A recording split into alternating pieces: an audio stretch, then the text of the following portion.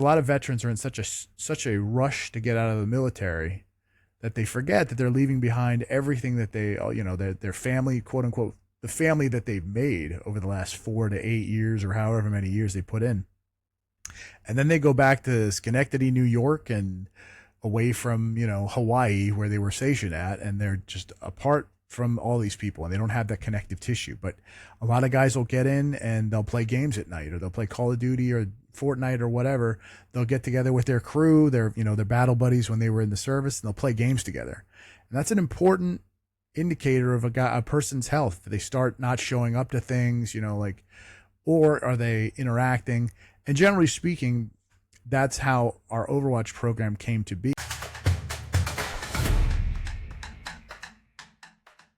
Hey, everybody, and welcome back to Grow Healthy, Help People, a podcast that Accordis puts on. We are here today with Steven from Stack Up. How are you today, Steven? How are y'all doing over there? Certainly appreciate you having me on today. Absolutely. Tell me where you're calling in from. So I'm based out of Los Angeles. Los Angeles. Awesome. Okay. So before we really jump into what you guys are doing over at Stack Up, I want you to tell me a little bit about yourself and where you came from. Have you always been interested in the nonprofit world, or did this just kind of pop up for you as an opportunity? Yeah, well, opportunity is the weird word, but Right. so yeah, no, there was no grand design as far as what I was trying to do here. I just saw I guess you could call it an opportunity. Back in the day, so I was with the military, deployed twice overseas, and while I was overseas, well-meaning civilians back home would send stuff over, just random boxes of whatever to help out, and it ended up being a lot of baby powder and wet wipes and cookies that were boxed in with the baby powder and wet wipes, so they tasted like baby powder and wet wipes. So, but things that people that aren't on the other side of that consider. So it was just a bunch of, but it became very evident quickly that America loves talking about how much they help the veterans, but then when it comes to actually doing something, it's not. It's a lot of noise, but without really a lot of value. So, as a lifelong gamer, I had a buddy of mine who deployed forward after I had gotten out.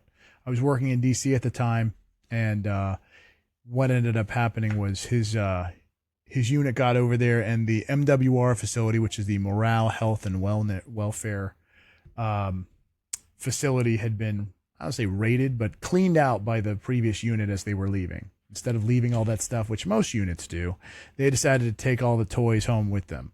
And so my guy reached out to me. He knew I had some connections with the games industry because I'm kind of a maniac with gaming. And he was like, hey, is there any way you could reach out to like Microsoft or Sony or something like that and get us a PlayStation? Because we don't have anything here. And I was like, all right, I'll see what I can do. And back in 2009, when this all started, like America was way more into supporting veterans. Whereas as I tell everybody now, every year we get further and further away from 9/11. The veterans take a further and further back seat as far as the priority in this country. So, but at the time, 2009, oh boy, Bin Laden was still the threat out there, and we were still out, doing good things in the world with troops, and so we had a flood of donations from different gaming charities and organizations that wanted to help out. Actually, there weren't a lot of gaming charities back then, but a lot of game studios and publishers were willing to donate product in a way that we haven't seen since. So my basement looked like a GameStop for a couple months there. So I boxed up a bunch of that stuff, sent it over to him. He sent back these awesome pictures of them doing a Guitar Hero competition utilizing a hijacked briefing projector. And they were pointing it at the side of like a Connex, which is like a metal structure. And it was just great. It was one of those things. I sent that back to all the developers. They all loved it. And it was one of those, okay, well, that was fun. And then the emails started to roll in. Like, what about 401 fires? We could use a PlayStation. And hey, what about 296 maintenance? We could use a PlayStation. And I still had a basement full of donations. So it was like, all right, well, hey, let's figure something out. I got to get rid of this stuff. Kind of started the ball rolling as like, hey, I might have backwards walked into something here. And so yeah, that's the history of Stack Up. That was 2009. Well, that was so my first charity looks remarkably similar to Stack Up. It was an organization called Operation Supply Drop. I brought on the wrong business partner who took advantage of it and then decided that he didn't need me around anymore, so he took the organization out from under me. So I had to start over, but it was a hard lesson. It sucked, but as is most of the lessons you learn when you're going down this road, you just, oh, okay, I didn't know you could do that. It's like, okay, it's like taking your car to get the oil changed and then you come back and they've sold the car. And it's like, what? I didn't know you could do. Oh yeah, well, Right. clearly you signed here and it says you could do. It's like, okay, great. So yeah, that's so this is our 10-year anniversary with Stack Up, however. With So Stack yeah, Up. Okay, yes, ma'am. awesome. Well, first I want to say thank you for your service. Thank you. And I absolutely love this idea because you were talking about all the things that people will randomly send over to troops, and it's nothing. I mean, it's great. Their intention is great. The heart behind it is great. But a lot of times they're receiving these items and it's not things that will just like bring them this overwhelming joy. Like they need some relief from everything they're going through. And so they're not getting that like this is going to bring me joy in a day that's filled with not joy, like not fun times. And so, what are some of the things that you're doing now? So, I've really looked at you guys, and you have a lot of programs that you guys offer. So, tell me a little bit about that and what all you do. So Stack Up has, in essence, five programs. It started off with our supply crates, which is that is the thing that started it all. It's boxing up games and gear, sending them overseas to units deployed forward, guys and gals recovering in military hospitals, and folks that are just struggling back here in the States. That has been a lot of what it has transitioned into as OIF, OEF, Operation Enduring Freedom and Iraqi Freedom kind of wound down, and now we're out of those countries. And yeah, we're at war again, but generally the fight has transitioned back home, where a lot of these guys are just struggling to find purpose in their day to day lives. We have our air assault program, which we just had one here at Phalanx House this weekend. We brought out some veterans to go to Disney World with us, or Disneyland here in Los Angeles. Took them on the tour of Los Angeles. They had a great time. But that is where we fly disabled or deserving veterans to various gaming and geek culture events and things like that. So it was May the 4th. It was May the 4th this weekend. So of course it was all Disney and Star Wars. May the 4th be with you. And so we did that. So that was this weekend. But we do that usually once a quarter. We'll bring some veterans out and do something cool with them as far as doing random geek and cool stuff like that. Because that's kind of what got me into the game space. Because the first time I went to again, 2008, after I'd gotten out, the first time I'd been to a convention, like a gaming convention. Before it was like, oh, there's a convention for everything now. The I went there and it was like, oh, here's 40,000 screaming fans of this thing that was at the time had not taken over the planet like gaming has now. Like, you've got the Minecraft movie out there doing $1 billion, and it's like, well, this is where we're at. HBO has The Last of Us as like a Emmy nominated, Emmy winning show, things like that, and it's like these are all video games, guys. So the video games industry now outpaces Hollywood. It outpaces the music industry and sports. All of them combined, video games is now worth more in annual revenue. So the nerds have officially won. They have taken So over. yes, they Yeah, have. 100%. So tell me a little bit about because I loved reading more into kind of how this goes along with suicide prevention with veterans. Sure. Tell me a little bit about that. Yeah, I kind of trailed off there, but I forgot we were going over the different programs. One of our programs is our Overwatch program. That's our suicide prevention team online through chat client called Discord, and it started off as just a gaming chat client. Like, hey, here we want to coordinate. We're getting everybody together to play a game together, and now it's taken up. It's become just a generalized platform for everything. Like people use it for work and business, and now we use it for suicide prevention, veteran counter suicide. So, bottom line is, one of the major triggers for suicide in general, not just veterans, is isolation. And one of the things that brings a lot of veterans together, the post 9/11 world, is gaming. A lot of your post 9/11 veterans grew up on iPads with Minecraft and Fortnite, and then they put on uniforms. So gaming was not this weird obscure thing that nobody does. It's now everybody does it in some capacity. And especially if you're deployed overseas, you really got nothing better to do. So it's like, hey, I'll try it. Even if you don't game for some reason, like you will get roped into it in some capacity, and some people find out they love it. So a lot of online gaming is making sure that guys and gals are staying interacting with one another. And there's a lot of games out there that give you a purpose, like a lot of military shooters or your World of Warcrafts out there in the world, or even Minecrafts where you're like, let's build this palace together, or something that anything that gets folks out of bed in the morning and excited to wake up and doing things. Because a lot of veterans are in such a rush to get out of the military that they forget that they're leaving behind everything that they, their family, quote unquote, the family that they've made over the last 4 to 8 years or however many years they put in. And then they go back to Schenectady, New York, and away from, Hawaii, where they were stationed at, and they're just apart from all these people, and they don't have that connective tissue. But a lot of guys will get in and they'll play games at night, or they'll play Call of Duty or Fortnite or whatever. They'll get together with their crew, their battle buddies when they were in the service, and they'll play games together. And that's an important indicator of a person's health. They start not showing up to things, or are they interacting? And generally speaking, that's how our Overwatch program came to being. We would just play games with a bunch of veterans, and guys would play games, and you'd get 2 hours into a match and somebody would, man, I needed this. I'm having a really bad day. And you go, oh, what's going on? Everything okay? Well, my girlfriend left me, and, my dog died, and like any number of like bad things happening in their lives. You just get them talking.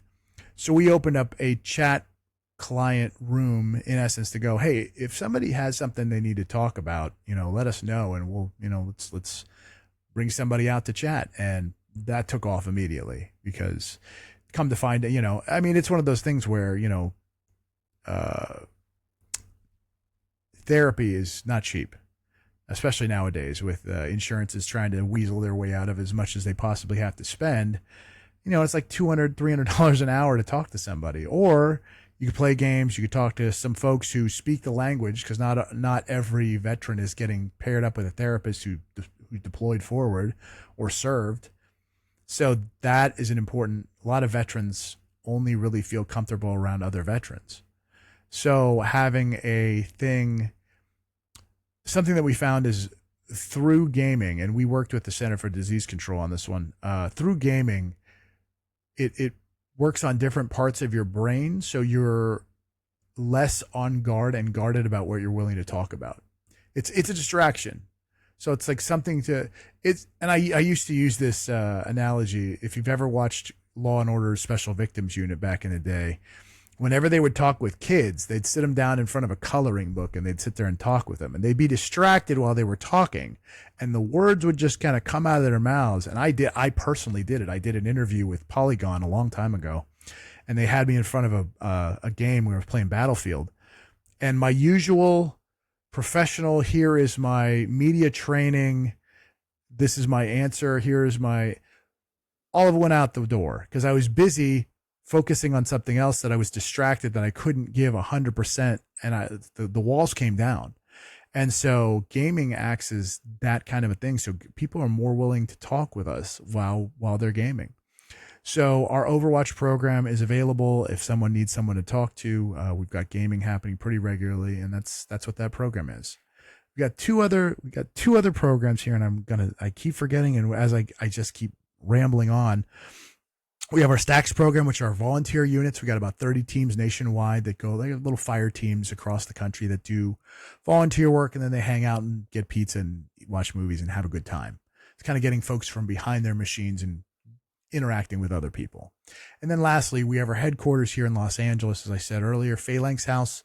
It's a mansion that we've retrofitted into a community center for veterans, and we work with a lot of the post homeless veteran community here in Los Angeles as a way. The folks who are on the come up, as it were, the guys who are trying to get their Section 8 voucher for housing and things like the guys who kind of have their stuff together. The house is open for those folks, because the true homeless people that are homeless veterans who are struggling with their mental health, we're not equipped to deal with that. And we've had guys through come through the house. It's like, this is way outside of our depth that we can handle. It's the folks who are kind of on the working on getting their lives back together. We're able to give them a cool space to come, wash their clothes, play games, eat pizza, have a good time, and remember what it's like to be a human again. Because a lot of these guys, go through this process, so it's just this dehumanizing. Like, I'm not as good as I was. The best days of my life are over. And giving them, a community to hang out, talk about the good old days, and the old VFW American Legion kind of template where it's like, hey, we're going to sit at a bar and drink. This is a little Yeah. different situation. Now we're playing Dungeons and Dragons with guys, and we're Right. hanging out and having a good Yes. time. So yeah, that's everything. I got it. That's amazing. You guys, you have so many incredible programs, and I'm sitting here listening, and even there are so many things that I wouldn't have thought about. So when you were talking about this is something that gives them this purpose, like even just, I mean, both my son and my husband play World of Warcraft, and so Oh, I know, yeah. let's So go. I'm telling you, so I know, like they're constant up. You're always working towards something. It is never ending, right? Like That's the point. Yeah, you constantly are working towards these new goals, and so it's just giving them this thing that they want to keep doing every single day, and it's exciting and it's giving them life. And people who are on the outside, that's not something we would have thought about. Like, oh, that, because most people look at video games, especially parents, they're looking at video games thinking it's the devil. Like, we need to get our kids off these video games. We need to, all these things. But there's other things, there's other benefits to them, sure. especially to different groups of people. And so I love that they're being used for such a great benefit in what you guys are doing. I think it's awesome.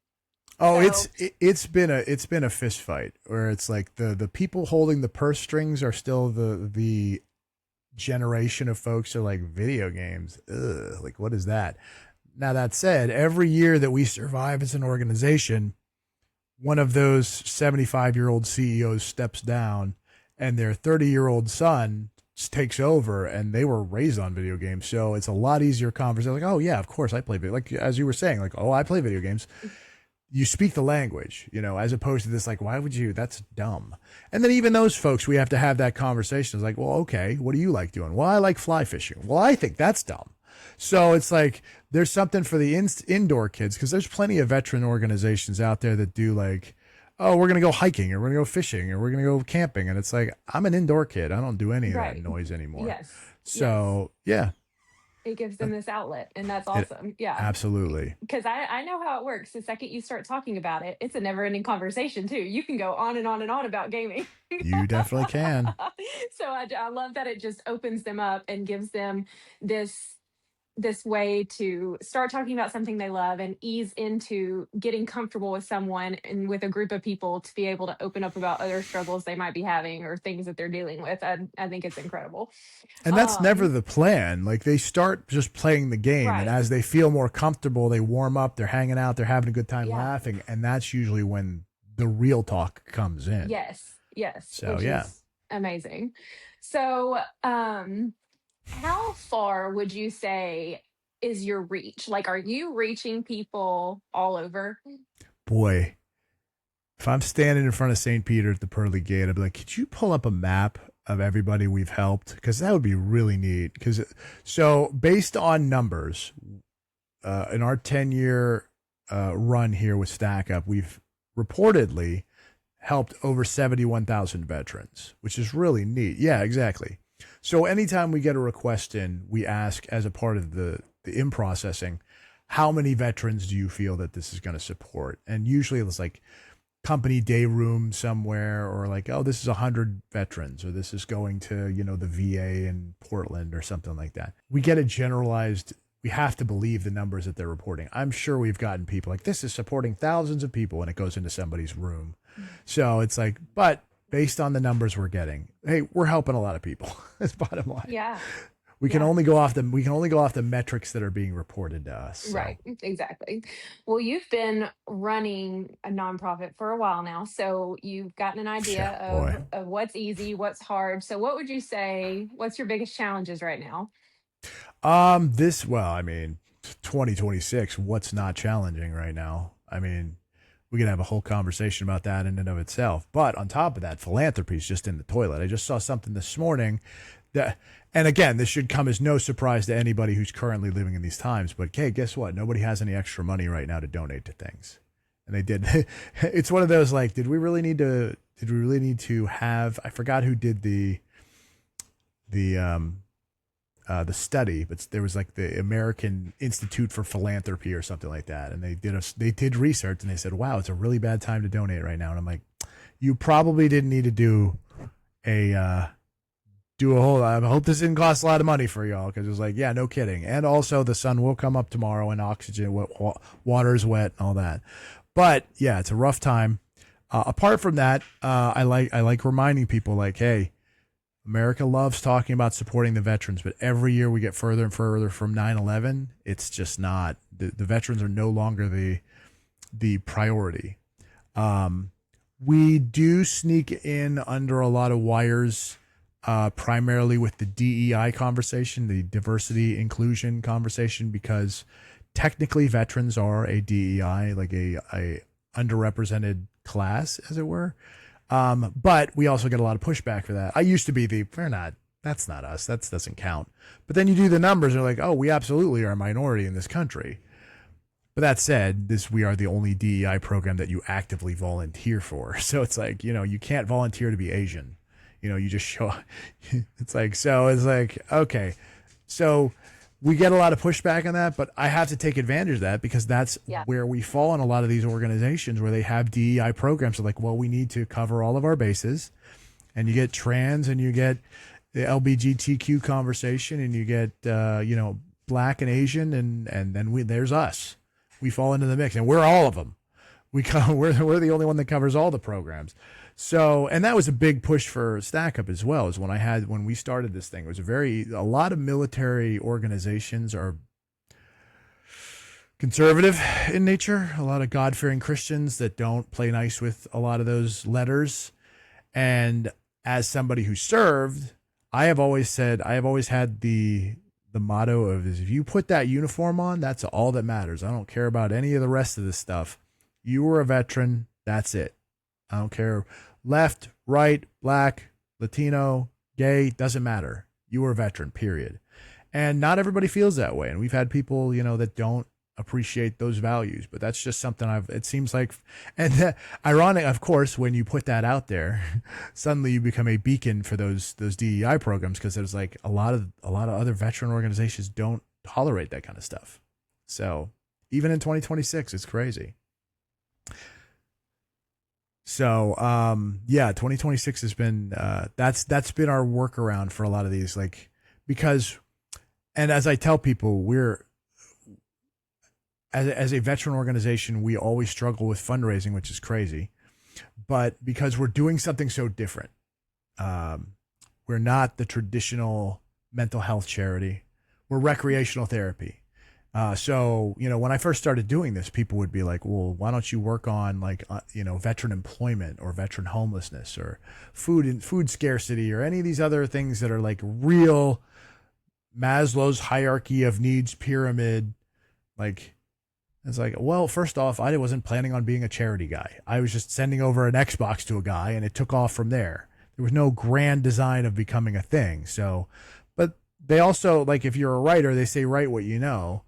And this is all I love. This is what I know. I love. And it's obviously making a huge impact. So it absolutely is. And the letters we've gotten back, and that's really what started this, like, hey, I think we're onto something. But the letters we were getting back from folks, like just how we were changing the trajectory of folks' deployments, like nobody was doing what we were doing.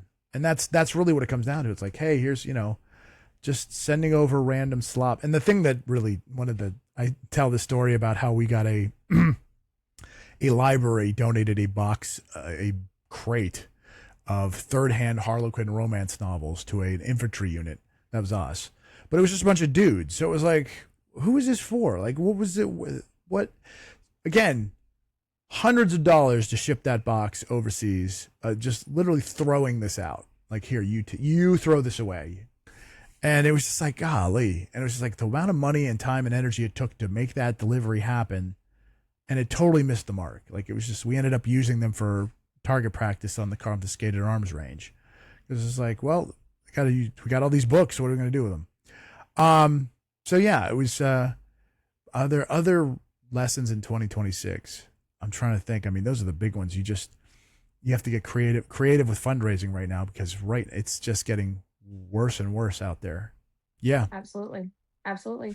Well, for all the nonprofit leaders listening to this, I hear all the time that fundraising is really difficult right now and really challenging for many nonprofits. And that is something that Accordis can come alongside you and help with. We love to build out fundraising campaigns and strategies to help nonprofits grow and to get more donors and get more people to hear their story and see what they're doing and see the awesome work they're doing for other people. So if you are a nonprofit and you need help in that area, reach out to us. There will be a link at the end of this podcast.